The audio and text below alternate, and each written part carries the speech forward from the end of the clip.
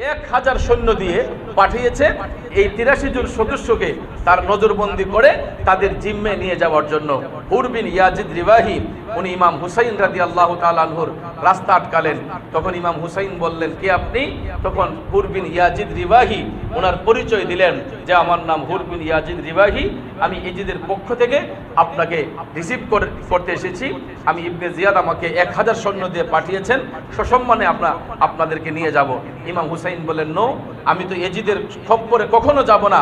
আমি এজিদ ফাসেক, এজিদ মুনাফেক, আমরা কখনো এজিদের সংস্পর্শে যাব না, কারণ এটা আমাদের বংশগত আচরণ নয়। ইমাম হুসাইন বললেন, আমি কখনো এজিদের জিম্মায় যাব না।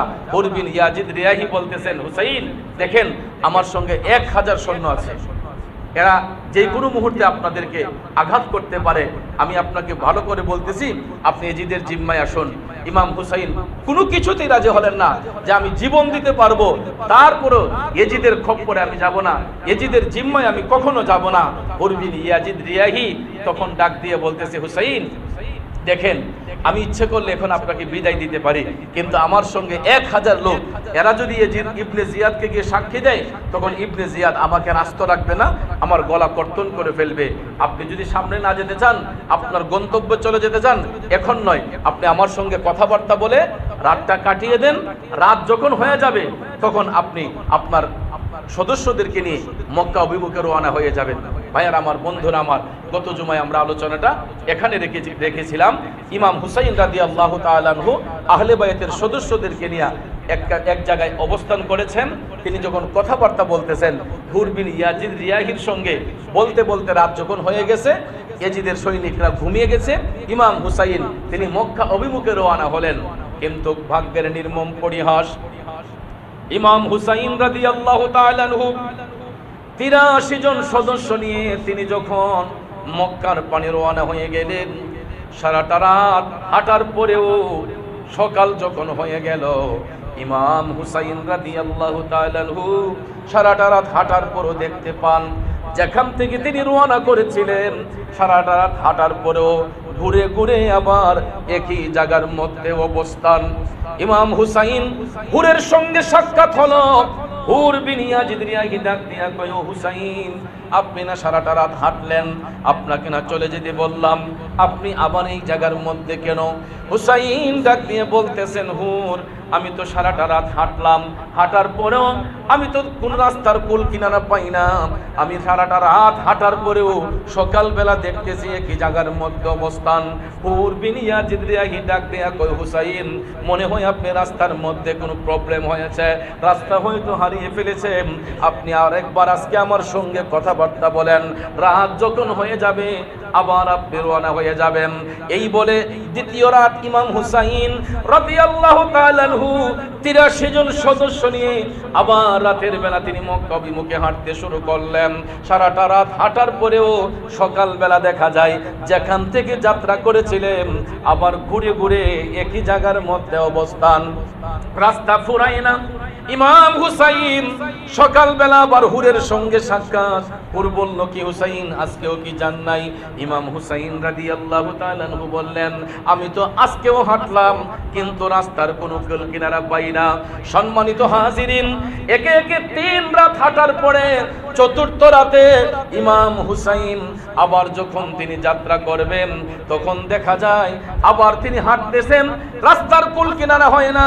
চতুর্থ দিন তিনি এলাকার একটা যুবকরে ডাক দিয়ে বললেন, হে যুবক তুমি একটু দিকে আসো।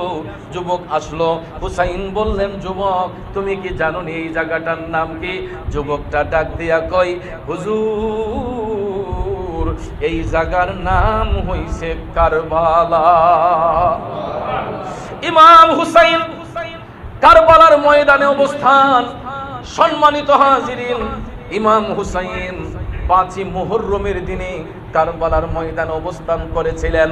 সারাটা রাস্তা হাঁটার পরে 5ই মুহররমে ইমাম হুসাইন যখন জানতে পারলেন জায়গার নাম কারবালা, ইমাম হুসাইন একটা চিৎকার মেরে বলে দিলেন, হে আমার সদস্যরা, আমরা যতই চেষ্টা করি না কেন, হাজার রাতও যদি আমরা হাঁটাহাঁটি করি, এখান থেকে আমাদের রাস্তার সংকল আমরা, আর রাস্তা আমাদের শেষ হবে না, কারণ এটা আমার নানা জানের পূর্ব ঘোষিত জায়গা কারবালা। যদি এই জায়গার নাম কারবালা হয়ে থাকে তাহলে এখানে আমি হুসাইনের শেষ নিঃশ্বাসের জায়গা হয়ে যাবে। কারণ হুসাইন বলতেছেন আজ থেকে 50 বছর আগে আমার নানা জান রাহমাতাল লিল আলামিন বলেছেন কারবালার ময়দানে হবে আমি হুসাইনের শেষ নিঃশ্বাসের জায়গা। এই বলে ইমাম হুসাইন সবাইকে বললেন তোমরা তাবু করতে শুরু করো।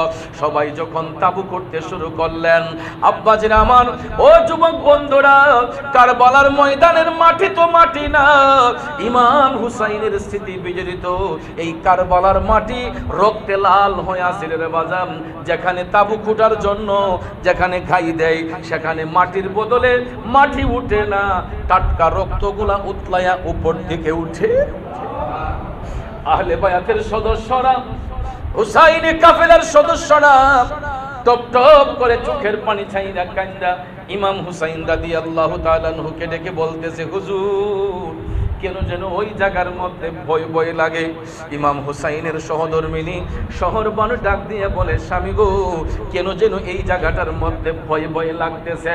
ইমাম হুসাইনের কলিজার টুকরা বোন যায়নাব রাদিয়াল্লাহু তাআলা আনহা ডাক দিয়ে বলতেছে ভাইজান কেন যেন এই জায়গার মধ্যে একটা ভয় লাগতেছে। ইমাম হুসাইন ডাক দিয়া কয় ও বোন যায়নাব রে, আমার নানা জানের পূর্ব ঘোষিত জায়গা কারবালার ময়দানি হবে আমার শেষ নিঃশ্বাসের জায়গা। যতই কষ্ট হোক না কেন আমরা এখানে অবস্থান করতে হবে, হয়তো সময় ঘনিয়ে এসেছে।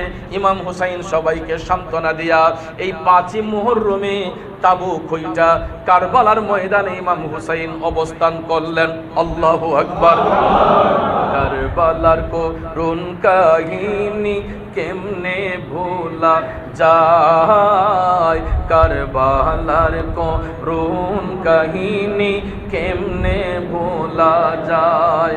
নবীর আওলাদ শহীদ করলো, নবীর আওলাদ শহীদ করলো দুষ্ট ইয়েজিদরা, কারবালার করুণ কাহিনী কেমনে ভোলা।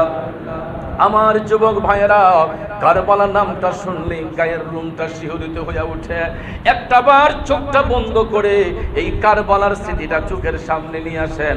আমার দয়াল নবীর পরিবারের সদস্যরা নাই খানা নাই পিনা, একটা ফোঁটা পানি পর্যন্ত তাদের জন্য জুটলো না।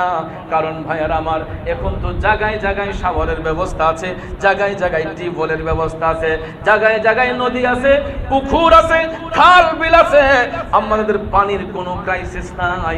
কিন্তু ওই কারবালার ময়দানে যাদের কারণে পানির সম্মান, আজকে তাদের জন্যই কারবালার ময়দানে পানির একটু ব্যবস্থা হলো না।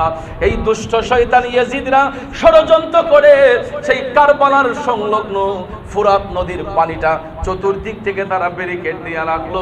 4000 সৈন্য ফুরাত নদীর চতুর্পার্শ্বে এই ইয়াজিদের ষড়যন্ত্রে ইবনে জিয়াদ নিয়োজিত করলো। 2000 জলের চতুর্পার্শ্বে আরো 2000 স্থলের চতুর্পার্শ্বে এরা ব্যারিকেড দিয়ে রাখছে যে সবাই পানি নিতে পারবে, কিন্তু হুসাইনি কাফেলার একটা সদস্য যাতে এক ফোঁটা পানি এখান থেকে না নিতে পারে। জোরে জোরে কি নাউজুবিল্লাহ বলবেন?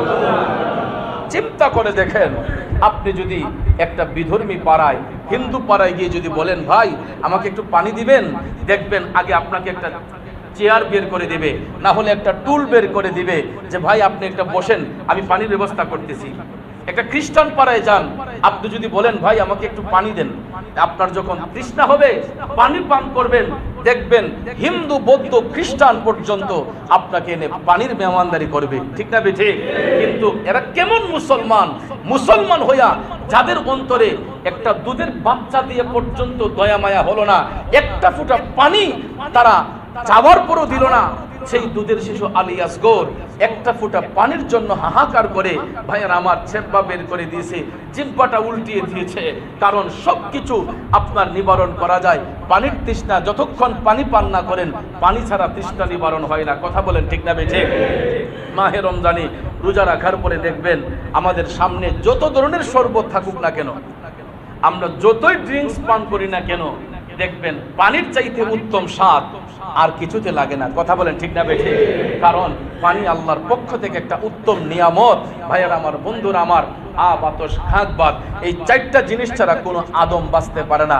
আগুন, পানি, মাটি, বাতাস। আগুন, পানি, মাটি, বাতাস, এটাকে আরবিতে বলা হয় আব, আতশ, খাক, বাত। ভাইয়ার আমার, বন্ধুরা আমার, এই আব বিনে, পানি বিনে কোনো মানুষ বাঁচা সম্ভব হয় না। কারণ প্রত্যেকটা ক্ষেত্রে আমার আপনার পানির প্রয়োজন আছে না নাই? আপনি দেখবেন ছোট্ট একটা পিপিলিকার পাশেও যদি এক বাটি পানি রাখেন, আপনি দেখবেন সে যতই দৌড়াদৌড়ি করুক, পিপিলিকাটা যখন পানির সন্ধান পায়, আপনারা দেখবেন বাটির কিনার দিয়ে বেয়ে বেয়ে পিপিলিকাটা পর্যন্ত তার তৃষ্ণা নিবারণ করে, পানি পান করে। ঠিক না বেঠে? আর আমরা তো পৃথিবীর শ্রেষ্ঠ জাতি মানুষ, আমরা পানি ছাড়া কিভাবে বাঁচতে পারি বলেন? শহরে বন্দরে যারা থাকে, ভাড়াটিয়া বাসায় যারা থাকেন, আপনার বুঝতে পারবেন পানির ক্রাইসিসটা কি। বাড়ির মালিক যখন টাইম টু টাইম পানি দেয়, অনেক সময় 2জন 3জন মেহমান বেশি গেলে দেখা যায় পানির ক্রাইসিস হয়ে যায়।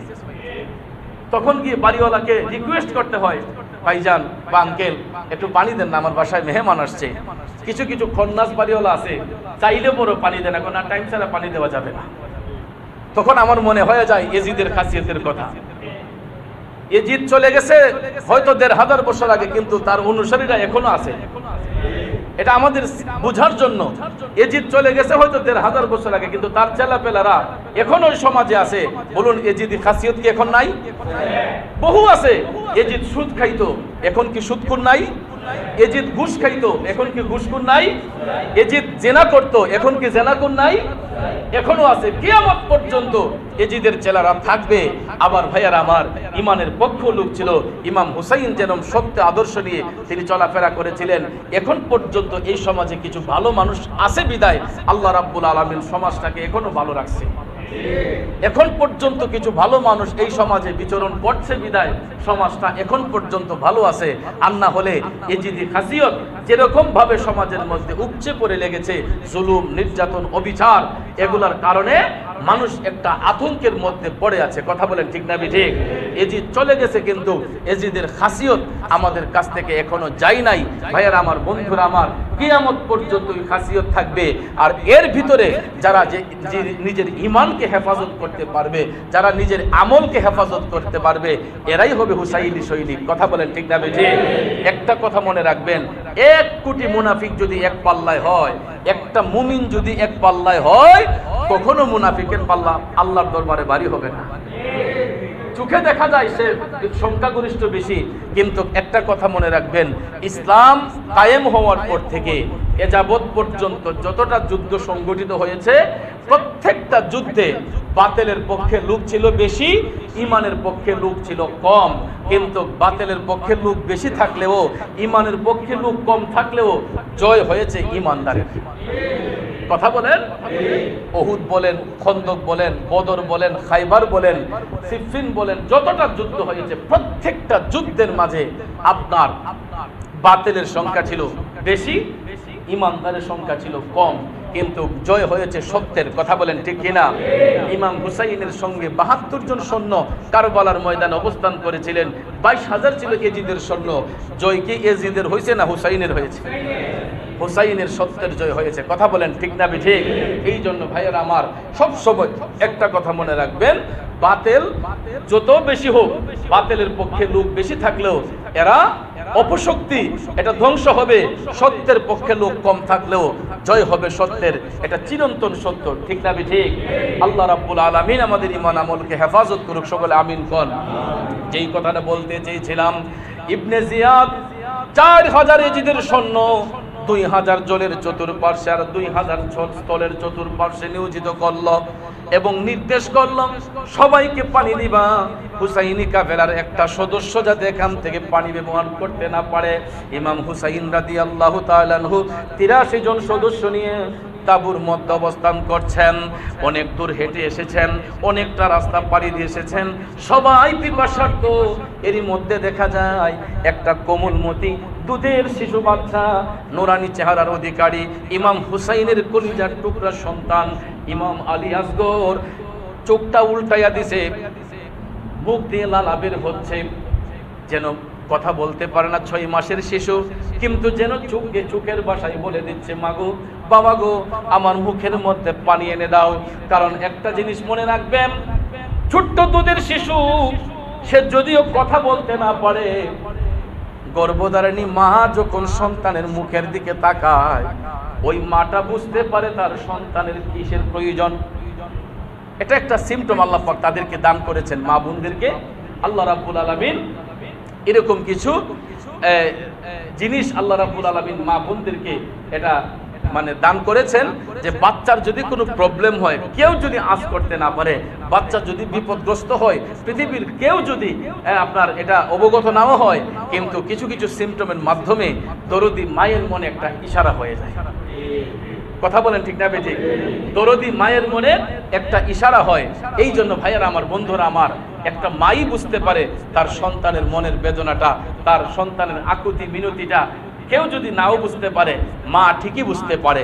এই জন্য এই শহর মানুষ যখন তাকাই দেখলেন, দুধের শিশু আলী আসগর চোখটা উল্টাইয়া দিছে, মুখ দিয়ে লালা পড়তেছে, তিনি ভাবতেছেন আমার জাদুর তো পানির প্রয়োজন।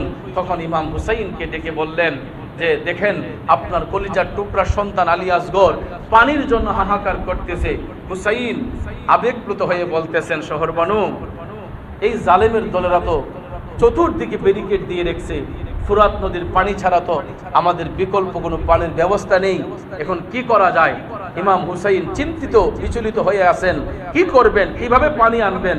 এমন সময় ইমাম হুসাইনের চাচাতো ভাই, ওনার নাম হচ্ছে হযরতে আব্দুল্লাহ ইবনে আব্বাস রাদিয়াল্লাহু তাআলা আনহু, ভাইয়ার আমার, জিনার নামে তায়েফের মধ্যে একখানা মসজিদ নির্মাণ হয়েছে। যারা সৌদি আরব যান, তায়েফে গেলে দেখবেন ইবনে আব্বাস মসজিদ, আব্দুল্লাহ ইবনে আব্বাস রাদিয়াল্লাহু তাআলা আনহুর নামে একখানা মসজিদ বিশাল আকারের তায়েফের ময়দানে সেখানে নির্মাণ করা হয়েছে।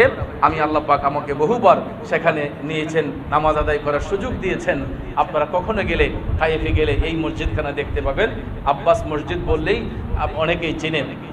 আব্দুল্লাহ ইবনে আব্বাস রাদিয়াল্লাহু তাআলা আনহু তিনি ইমাম হুসাইনকে বলতেছেন, ভাইজান, আমার চোখের সামনে আমার ভাতিজা আলী আসগর পানির জন্য আপনার জীবন চলে যাবে, এটা আমি চাচা হয়ে এটা তো আমি হতে দিতে পারি না। আমার খুব লজ্জা লাগতেছে যে আমার মতো একটা জোয়ান চাচা থাকতে আমার ভাতিজা আলী আসগর পানির অভাবে মরে যাবে। আপনি আমাকে একটু অনুমতি দেন, আমি আমার বীর বিক্রম আক্রমণ নিয়ে আমি অবশ্যই ফুরাত নদীর পানি এনে আমার ভাতিজা আলী আসগরের মুখে দিতে পারবো, আমাকে একটাবার অনুমতি দেন। ইমাম হুসাইন বললেন, ইবনে আব্বাস, ও আব্দুল্লাহ ইবনে আব্বাস, তুমি যতই করে বলো, ওরা তো, ওদের দিলের মধ্যে কোনো মায়া দয়া নাই, ওরা তো তোমাকে রেহাই দিবে না, ওরা তোমাকে মেরে ফেলবে, তোমাকে কতল করে ফেলবে। আব্দুল্লাহ ইবনে আব্বাস তিনি অনুমতি চাইলেন যে ভাইজান একটাবার আমাকে অনুমতি দেন। একবার, দুইবার, তিনবার বলার পরে ইমাম হুসাইন রাদিয়াল্লাহু তাআলা আনহু বলেন, আরে ইবনে আব্বাস, বুঝে গেছি দুনিয়ার পানি হয়তো তোমার জন্য বন্ধ হয়ে গেছে, যাও যাও, ভাতিজার জন্য পানি আনতে যাচ্ছ, আমার নানা জান রাহমাতাল লিল আলামিন নবী তোমার জন্য পানি, কাউসারের পানি নিয়ে অপেক্ষা করতেছে। ইমাম হুসাইন শেষ বিদায় দিলেন। আব্দুল্লাহ ইবনে আব্বাস রাদিয়াল্লাহু তাআলা আনহু এক হাতের মধ্যে পানির একটা পাত্র নিলেন, আর একটা হাতের মধ্যে তরবারি নিলেন। ইমাম হুসাইন ঘোড়ার লাগামে ধরলেন, শেষ বিদায় দিলেন আব্দুল্লাহ ইবনে আব্বাস রাদিয়াল্লাহু তাআলা আনহুকে। আব্দুল্লাহ ইবনে আব্বাস ঘোড়ার পিঠে আরোহণ করলেন। তিনি যখন ফুরাত নদীর দিকে যাচ্ছেন, ইমাম হুসাইন চোখের পানি ছাইরা মহান মালিকের দরবারে কান্না করে বলতেছেন, আল্লাহ গো, আমার ভাই আব্বাসকে তুমি, আমার ভাই ইবনে আব্বাসকে তুমি সবর এবং ধৈর্য দান করিও। এই বলে ইমাম হুসাইন দোয়া করলেন। আব্দুল্লাহ ইবনে আব্বাস যখন ফুরাত নদীর কাছে গেলেন, গিয়ে দেখতেছেন চতুর্দিকে এজিদের সৈন্যরা ব্যারিকেড দিয়ে রাখছে। তিনি প্রথমে তাদেরকে বিনয় শহীদ বলতেছেন, এজিদের বাহিনীরা, দেখো, আমি আব্দুল্লাহ ইবনে আব্বাসের পানির কোনো প্রয়োজন নাই, আমি পানি চাই না, আমি পানি খাইব না। আমাদের কাফেলায় আমার দুধের শিশু ভাতিজা আলী আসগর একটা ফোঁটা পানির জন্য হাহাকার করতেছে, তোমাদের হাতে করে একটা ফোঁটা পানি আমার ভাতিজাকে দাও, দেও পানির পাত্রটা তোমাদের হাতে করে দাও। ওরা কই, কখনো না, তোমরা মরে গেল তোমাদেরকে পানি দেওয়া যাবে না, আমরা এই আদেশ পাই নাই তোমাদেরকে পানি দেওয়ার, তো যতই করে বলো না কেন, হে ইবনে আব্বাস তোমাকে পানি দেওয়া যাবে না।